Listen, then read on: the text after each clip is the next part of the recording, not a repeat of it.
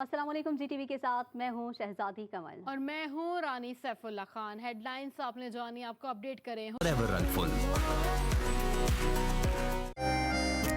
आंखें मिलाने वाले मुझको बुलाना नहीं, मन को सजाने वाले, जीवन में आने वाले, जीवन से जाना। बढ़ाओ कदम और कह दो अपने दिल की बात। क्रीमी और क्रंची कॉर्नेटो डबल चॉकलेट के साथ। आंखें मिलाने वाले मुझको बुलाना नहीं।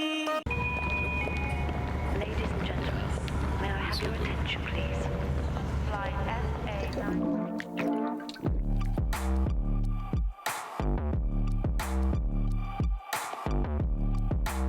भाई, तूने नोटिस किया? हाँ यार, पेप्सी काफी स्ट्रांग हो गई है ना? या वफाकी हुकूमत वज़ीर ख़जाना मिफ्ता इस्माइल कहते हैं कि IMF से मज़ीद कर्ज लेने के लिए पेट्रोल की कीमत बढ़ाना ज़रूरी है। साबिक हुकूमत ने पेट्रोल की कीमत को फिक्स रखा। वज़ीर ख़जाना ने कहा कि पेट्रोलियम मसनूआत के लिए अवाम पर कुछ न कुछ बोझ डालना नागुज़ीर हो गया। पेट्रोल पर सब्सिडी का अमीर और गरीब दोनों फ़ायदा उठा रहे हैं। इमरान खान साहब की ज़ाती मफाद पे हर चीज़ कुर्बान होती है। जब उनको लगा कि उनकी हुकूमत जाने लगी तो उन्होंने फिर ये कमी करके एक बारूदी सुरंग रख दी। IMF भी हमें मज़ीद कर्जे का प्रोग्राम नहीं देगा जब तक कि हम पेट्रोल और डीजल की कीमत ना बढ़ाएं। ना कुछ बोझ डालना नागुज़ीर है, क्योंकि जिस किस्म का नुकसान हुकूमत को हो रहा है, 55 अरब रुपया पिछले 15 दिन में, पहले 15 दिन में इस महीने को हुआ है, ये हुकूमत बर्दाश्त नहीं कर सकती है। तो जितने पैसे वाले लोग हैं उनको भी हम सब्सिडी दे रहे हैं और एक औसतन आमदन वाला पाकिस्तानी अपने से अमीर लोगों को सब्सिडी दे रहा है।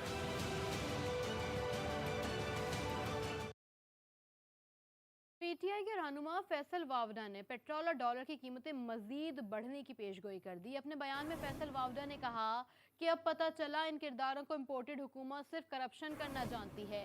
1.5 माह में मुल्क का भट्टा बिठा दिया है। पीटीआई रहनुमा ने कहा कि रिकॉर्ड का हिस्सा बना लें, बहुत जल्द 1 लीटर पेट्रोल 200 रुपए से भी ज्यादा का होगा। रिकॉर्ड का हिस्सा बना लें कि बहुत जल्द डॉलर भी 225 रुपए से ऊपर होगा। फैसल वावडा ने कहा कि इम्पोर्टेड ने माशी तबाही फेर दी। इस जुल्म और बर्बरियत का कौम को कौन हिसाब देगा?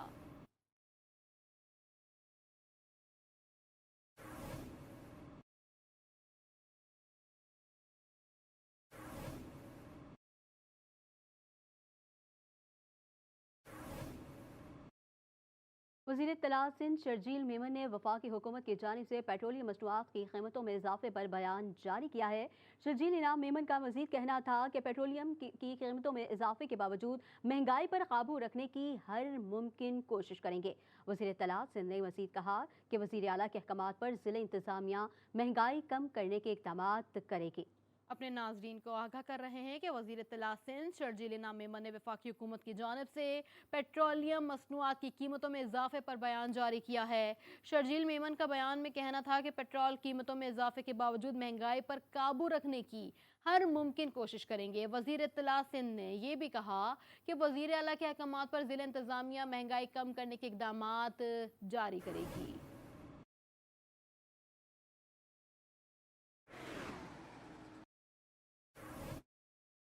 हुकूमत ने गरीब आवाम पर पेट्रोलियम बम गिरा दिया। पेट्रोलियम मसनूआत की कीमतों में इजाफे ने आवाम की चीखें निकलवा दी।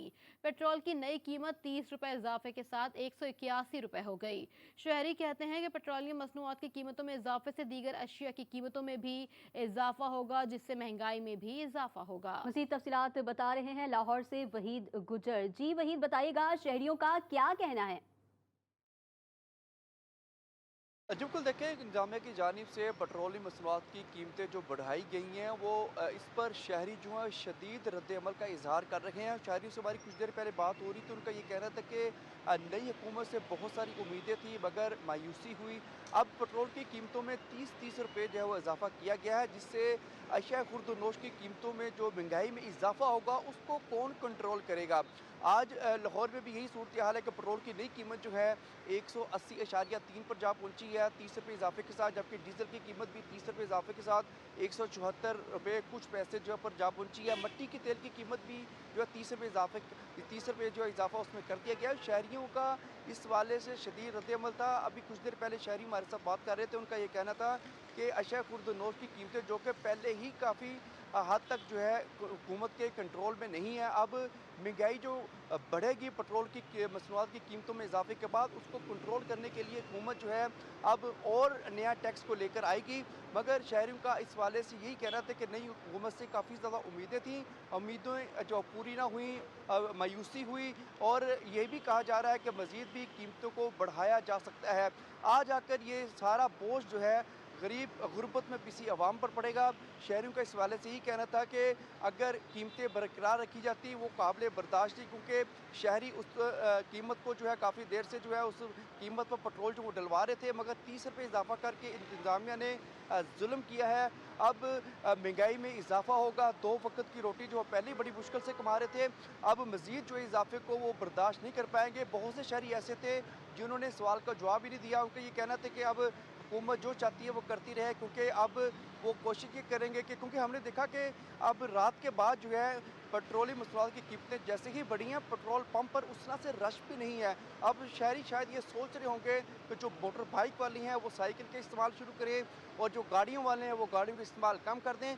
मगर शहरियों का इस वाले से यही कहना है कि कम से कम कीमतें अगर कंट्रोल ही रखी जाती तो उससे भी काफ़ी ज़्यादा फ़ायदा होना था। अब अशिया खुर्द-नोश की कीमतों जो महंगाई का तूफ़ान आएगा उसका कौन ज़िम्मेदार है? अब नए से नए वो टैक्स लगाए जाएंगे इसका लागत को पूरा करने के लिए, जबकि ये भी ज़ाहिर किया जा रहा है कि कीमतें जो है मज़ीद बढ़ेंगी, क्योंकि मुफ्ता इस्माइल की जो बयानात हैं उससे शहरियों के इस वाले से ये कहना था कि मज़ीद अगर इजाफा होता है तो 2 वक्त की रोटी जो कि वो कमाने के लिए घरों से निकलते थे वो इंतहाई मुश्किल हो जाएगा। आगे ही जो है महंगाई ने आवाम की कमर तोड़ रखी है।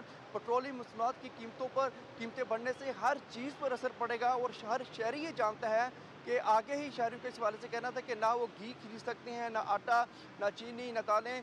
अब कीमतों को कंट्रोल करने के लिए इंतज़ामिया को क्या करना चाहिएगा? प्राइस कंट्रोल कमेटियाँ या फाल करेंगे या क्या करेंगे? बहरहाल हुकूमत को ये चाहिए था कि अगर कीमतों को बरकरार रखते, उससे शहरियों को कुछ ना कुछ फ़ायदा हो रहा था। अब मज़ीद जो कीमतें बढ़ाई हैं उससे जो है काम काज पर शहरी जो सुबह सवेरे जाते हैं मोटर बाइक का 1-1, 2-2 लीटर पेट्रोल डलवाते हैं, उनका जेब खर्च, उनकी जो बजट जो है वो बुरी तरह मुतासर है। शहरी इस वाले से यही कह रहे हैं कि कम से कम बैक इसकी कीमतें लेके जानी चाहिए। जो कीमतें पहले थी उसी पर ही अगर इत्तेफाक किया जाता तो बहुत सा फ़ायदा हो सकता था, मगर एकदम से कुछ शहरी ऐसे भी थे जो हमें मिले, उनका ये कहना था हुकूमत कि ने जब गरीब वो आवाम पर उठे हैं, पेट्रोलियम बम गिरा दिया, शहरी परेशान है। उन कुछ ने तो ये भी कहा कि अब बात करना ही बेकार है, हुकूमत जो चाहे करती रहे। एक और बार पेट्रोलियम मसनूआत की कीमतें बढ़ा दी गई। पेट्रोलियम मसनूआत की कीमतों में 30 रुपए फी लीटर का इजाफे का ऐलान कर दिया। लाहौर से मैं अपडेट कर रहे थे वहीद गुज्जर। वहीद, आपका बहुत शुक्रिया। अफसोसनाक खबर दें आपको, मुसाफिर कोच हादसे का शिकार हो गई है। कराची से जैकबाबाद जाने वाली कोच तेज रफ्तारी के बायस खाई में जा गिरी। हादसा जामशोरों के करीब आमनी के मुकाम पर पेश आया। जिस मुकाम पर बस खाई में गिरी वहां तामीराती काम हो रहा था। इब्तदाई इत्तला के मुताबिक इस हादसे में कम से कम 20 मुसाफिर जख्मी हैं, जबकि 3 की हालत तशवीशनाक है। आपको फिर बताएं, अफसोसनाक खबर दें आपको, मुसाफिर कोच हादसे का शिकार हो गई। कराची से जैकबाबाद जाने वाली कोच तेज रफ्तारी के बायस खाई में जा गिरी। हादसा जामशोरों के करीब आमनी के मुकाम पर पेश आया है। जिस मुकाम पर बस खाई में गिरी वहां तामीराती काम हो रहा था। इब्तदाई इत्तला के मुताबिक इस हादसे में कम से कम 20 मुसाफिर जख्मी, जबकि 3 की हालत तशवीशनाक है।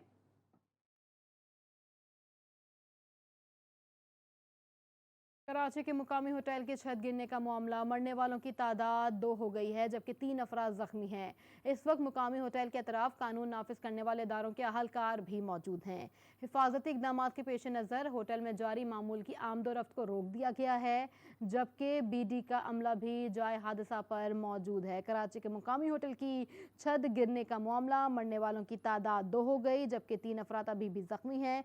इस वक्त मुकामी होटल के अतराफ कानून नाफिज करने वाले इदारों के अहलकार भी मौजूद हैं। हिफाजती इकदाम के पेश नज़र होटल में जारी मामूल की आमदोरफ्त को रोक दिया गया है, जबकि BD का अमला जाए हादसा पर मौजूद है।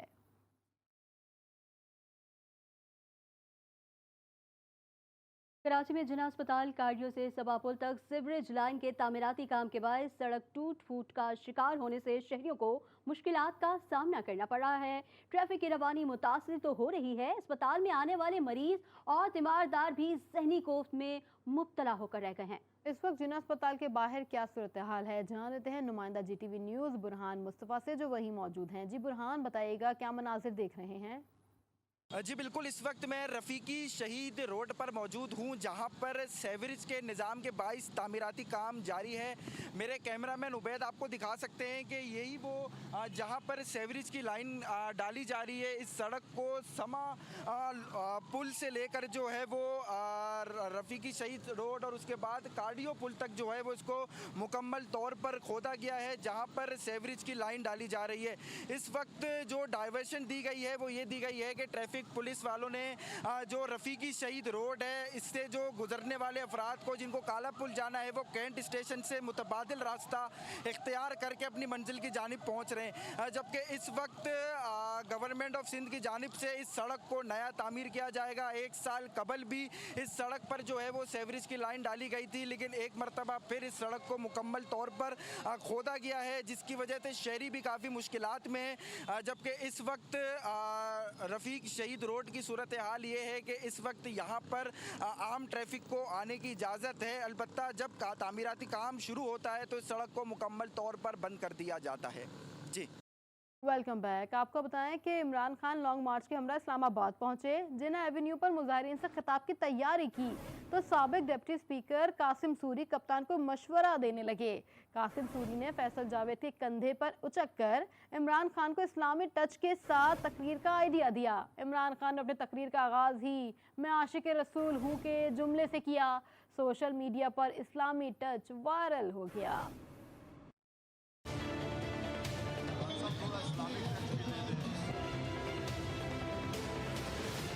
PTI का हकीकी आज़ादी मार्च पेशावर से इस्लामाबाद पहुंचा। चेयरमैन तहरीक इंसाफ इमरान खान एक बार फिर कंटेनर पर आए और मुजाहिरीन से खिताब का आगाज किया। लेकिन ये क्या, साबिक डिप्टी स्पीकर कासिम सूरी जल्दी से आगे बढ़े, सेनेटर फैसल जावेद के कंधे पर उचके और इमरान खान को मुफीद मशवरा दे डाला। खान साहब थोड़ा इस्लामी टच दें।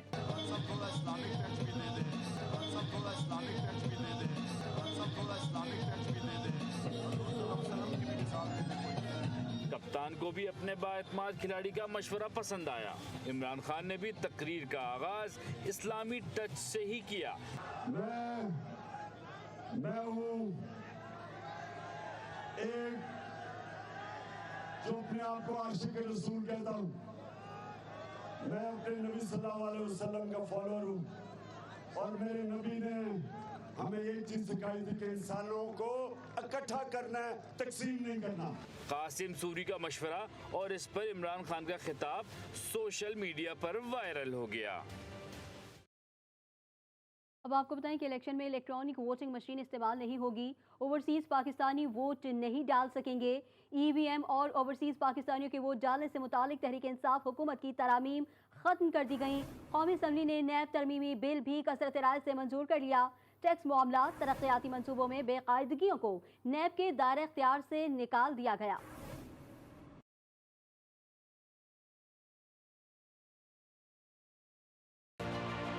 कौमी असम्बली ने इलेक्शन एक्ट 2017 में तरमीम का बिल मंजूर कर लिया, जिसमें EVM और ओवरसीज वोटिंग के हवाले से साबिक हुकूमत की तरमीम को खत्म कर दिया गया। कौमी असम्बली इजलास के दौरान इंतखाबात का तरमीमी बिल 2020 ऐवान में पेश किया गया। बिल वजीर पार्लिमानी उमूर मुर्तजा जावेद अब्बासी ने पेश किया। वफाकी वजीर कानून आजम नजीर तारड़ ने इजहार ख्याल करते हुए कहा कि उन्होंने इलेक्शन रिफॉर्म्स की आड़ में स्टेक होल्डर्स को एतमाद में न लेकर EVM का कहा गया। EVM के हवाले से इलेक्शन कमीशन, फाफिन और पिलडाट का भी मौक़िफ़ दिया गया। आप सब ने सुना और इसकी गूंज भी सुनाई दी गई कि इलेक्शन रिफॉर्म्स की आड़ में इलेक्ट्रॉनिक मशीन जो है वोटिंग की EVMs उनको मुतारफ इस तरह से कराया गया कि जो स्टेक होल्डर्स हैं उनकी राय को अहमियत ना दी गई। इलेक्शन कमीशन ऑफ पाकिस्तान ने उस पर दर्जनों एतराजात लिख के लगाए कि ये अभी मुमकिन नहीं है। कौमी असेंबली में नैब तरमीमी बिल कसरत राय से मंजूर हुआ। टैक्स मामला तरक्याती मंसूबों में बेकायदगी को नैब के दायरे अख्तियार से निकाल दिया गया। पुराना चेयरमैन दोबारा तैनात नहीं हो सकेगा। नैब गिरफ्तारी से कबल मुनासिब सबूत फराहम करने और 24 घंटे में मुल्जिम की अदालत में पेशी का पाबंद होगा। अरेस्ट के लिए ग्राउंड्स क्या होंगी कि कब अरेस्ट करना जरूरी है। ये अदालत उस्मा ने 7 रुकनी और 5 रुकनी 2 जजमेंट्स दी और उन्होंने कहा हर केस में ये शर्त नहीं समझ लेना चाहिए कि इधर केस हुआ उधर गिरफ्तारी हो जाए। तो ये वो सेफगार्ड्स हैं जो आईन पाकिस्तान देता है, जो अदालतों ने दिए थे। कौमी असेंबली में GDA की जानिब से बिल की मुखालफत की गई, ताहम बिल को कसरत राय से मंजूर कर लिया गया। इलेक्शन 2023 में हुए तो उस पर कुल कितना खर्चा आएगा, इलेक्शन कमीशन ने हुकूमत को बता दिया। दस्तावेजात में क्या कहा गया है, देखते हैं इस रिपोर्ट में। 20 लाख लोग इस्लामाबाद में हम इकट्ठा करेंगे अगर आपने इलेक्शन अनाउंस किए। इलेक्शन का मुतालबा करने वाली सियासी जमातों को मालूम भी है कि एक इलेक्शन पर कौम के टैक्स का कितना पैसा खर्च होता है। इलेक्शन कमीशन ने 2023 के इंतखाबात का जो तखमीना लगाया है वो है 47 अरब 41 करोड़ रुपए, जिसमें से सिर्फ सिक्योरिटी पर 15 अरब रुपए खर्च होंगे। बैलेट पेपर्स की अशरात पर 4 अरब 83 करोड़ और इंतखाबी अमले की तरबियत पर 1 अरब 79 करोड़ का खर्चा आएगा। अगर इलेक्ट्रॉनिक वोटिंग हुई तो 5 अरब 60 करोड़ रुपए अलग से अदा करने होंगे। इलेक्शन कमीशन के दस्तावेजात के मुताबिक पंजाब में इंतखाबात के लिए 9 अरब 65 करोड़, सिंध में 3 अरब 65 करोड़, खैबर पख्तूनख्वा में 3 अरब 95 करोड़ और बलूचिस्तान में 1 अरब 11 करोड़ रुपए इखराजात का तखमीना लगाया गया है। सवाल ये है कि क्या कर्जों में डूबे हुए मुल्क का खजाना इतना बड़ा बोझ उठा पाएगा? PTI के लॉन्ग मार्च के दौरान तोड़ फोड़ और जलाओ घेराव के इल्जामात पर इमरान खान, असद उमर और इमरान इस्माइल के खिलाफ मुकदमात दर्ज कर लिए गए। मुकदमात में 150 अफराद को नामजद किया गया है। मुकदमात दफ़ा 144 की खिलाफ वर्जी कार्य सरकार में मुदाखलत के तहत दर्ज किए गए।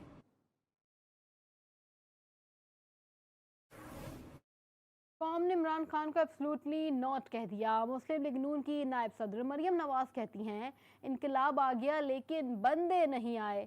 ये इनकलाब नहीं इंतशार था। इमरान खान इनकलाब अपने घर से शुरू करें, पहले अपने बच्चों को हकीकी आज़ादी दिलाओ फिर कौम को दिलाना।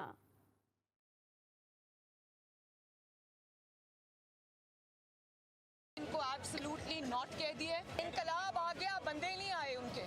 ये इंतशार था, इनकलाब नहीं था। लोग आपके झूठों को, आपकी जो जाली खत के ड्रामे को भी पहचान गए हैं, आपके जाली इनकलाब को भी पहचान गए हैं। रियासत मदीना का दावेदार जलसों में खड़ा होकर खवातीन पर जुमले कसता है। डी चौक में जो भी हुआ आप सबके कैमरों ने ये वो महफूज किया। हकीकी आज़ादी का सफ़र है वो अपने घर से शुरू होता है। पहले अपने बच्चों को हकीकी आज़ादी दिलाओ और फिर लोगों से आज़ादी की बात करना। इमरान खान ने एक और यू टर्न लेने से पहले मलबा हुकूमत पर डाल दिया। कहा 6 रोज में समया तहलील करके इलेक्शन का ऐलान करो वरना पूरी कौम को साथ लेकर दोबारा इस्लामाबाद आऊंगा। इमरान खान के हुकूमत को दिए गए अल्टीमेटम पर वज़ीर आज़म शहबाज शरीफ ने उन्हें ब्लैकमेलर करार दे दिया। कौमी असम्बली में खिताब करते हुए कहा इमरान खान कान खोल कर सुन लो, इंतखाबात 14 माह बाद होंगे। किसी ने कानून हाथ में लिया तो सख्ती से निपटा जाएगा। दोनों रहनुमाओं में अल्फाज की ये जंग आपको दिखाते हैं।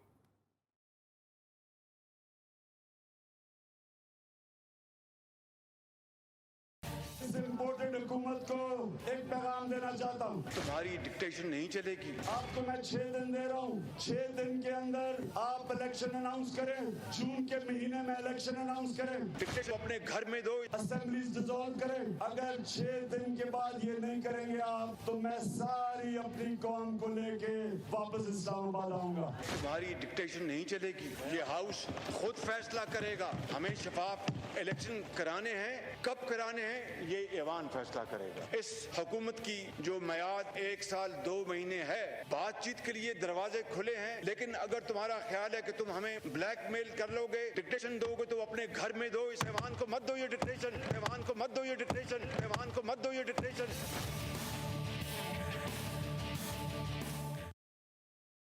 इस्लामाबाद की खूबसूरती बरकरार रखने के लिए जमात इस्लामी ने जिन्ना एवेन्यू में 500 दरख्त लगाना शुरू कर दिए। पीटीआई के मुजाहिरीन की जानिब से मुबैना तौर पर दरख्तों को जलाए जाने के बाद जमात इस्लामी ने इस्लामाबाद में शजरकारी मुहिम शुरू कर दी। साबिक रुकन कौमी असम्बली मियां मोहम्मद असलम की क़यादत में पौधे लगाने की मुहिम 3 रोज़ तक जारी रहेगी। आपको अपडेट कर रहे हैं कि साबिक रुकन कौमी असम्बली मियां मोहम्मद असलम की क़यादत में पौधे लगाने की मुहिम 3 रोज़ तक जारी रहेगी। मियां असलम ने तमाम सियासी जमातों से मुतालबा किया है कि वो अपने वर्कर्स की ज़हनी और सियासी तरबियत करें ताकि एहतजाज के मौके पर कौमी अमला को नुकसान न पहुँचाया जाए। Welcome back. कराची में मैट्रिक के इम्तहानात का सिलसिला जारी है। 10वीं जमात का आज केमिस्ट्री का पर्चा होगा। इस वक्त इम्तिहानी मराकज़ के बाहर क्या सूरत हाल है बता रहे हैं सज्जाद अली, जो कि खुद इम्तिहानी मराकज़ के बाहर मौजूद हैं। जी सज्जाद, क्या सूरत हाल देख रहे हैं आप इम्तिहानी मरकज़ के बाहर?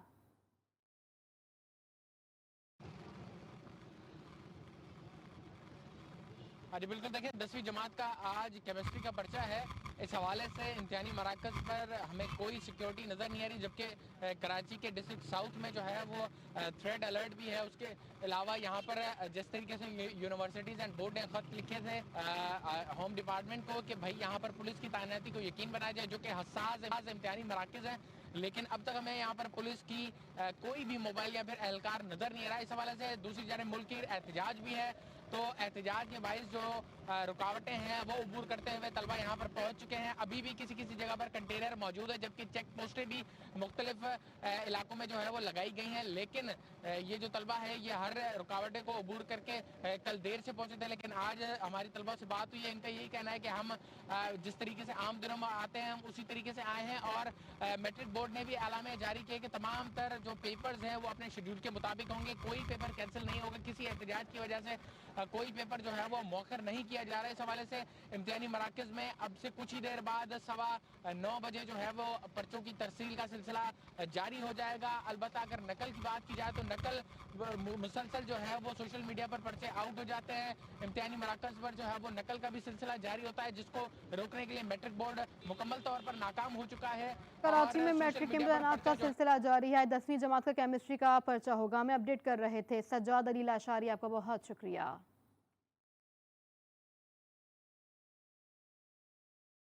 तुर्की में पुलिस एहलकारों के घर में घुसकर खवातीन पर तशद्दुद की वीडियो सोशल मीडिया पर वायरल हो गई। थाना सिराय मुगल पुलिस ने इफ्तिखार नामी मुलजिम की गिरफ्तारी के लिए उसके घर में घुस गए। SHO मलिक इकबाल ने खवातीन को मुक्को घूंसों से तशद्दुद का निशाना बनाया।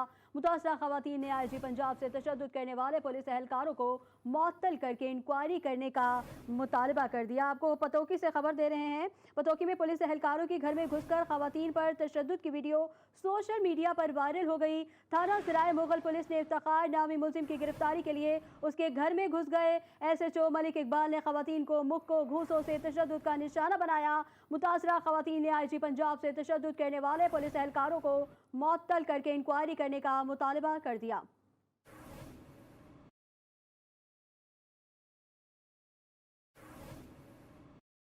और खबर शामिल करें नाइजीरिया से, जहां पाकिस्तानी शहरी अबू ज़र समेत मुतादिद अफराद को अगवा कर लिया गया। अगवाकारों ने मुतालबात की मंजूरी के लिए 6 दिन का वक्त दे दिया। अगवाकारों ने धमकी दी है कि 6 दिन में मुतालबात पूरे ना हुए तो मगवियों को कत्ल कर दिया जाएगा। अबू ज़र के वालिद शेख मोहम्मद अफजल ने हुकूमत से अपील की है कि उनके बेटे की बाजियाबी के लिए इकदाम किए जाएँ।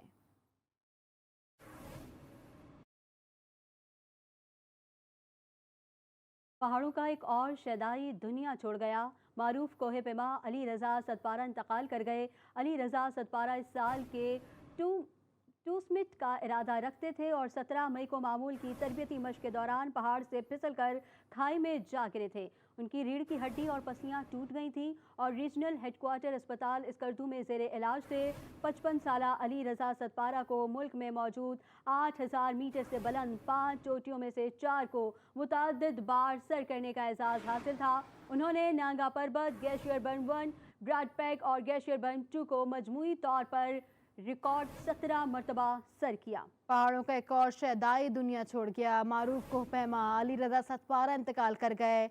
अली रज़ा सतपारा इस साल के 2 समिट का इरादा रखते थे और 17 मई को मामूल की तरबियती मश्क के दौरान पहाड़ से फिसल कर खाई में जा गिरे थे। बैनुल-अक़वामी खबर शामिल करें कि अफ्रीकी मुल्क सेनेगाल के एक अस्पताल में आग लगने से 11 नौमौलूद बच्चे जाँ बहक हो गए। ये वाक़या सेनेगाल के इलाके तहवान में पेश आया और सानहे के बाद मुकामी अफराद में इश्तियाल की लहर दौड़ गई और जिम्मेदारान के खिलाफ कार्रवाई का मुतालबा किया गया।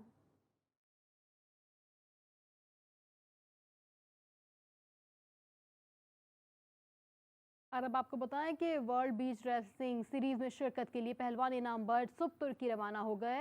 28 मई को ग्रुप फाइट और क्वार्टर फाइनल मुकाबले होंगे। 29 मई को वर्ल्ड बीच रेसलिंग सीरीज की सेमीफाइनल और फाइनल मुकाबले भी किए जाएंगे। इनाम बर्ड का कहना था कि स्पोर्ट्स बोर्ड और पाकिस्तान रेसलिंग फेडरेशन का शुक्रिया अदा करना चाहता हूँ।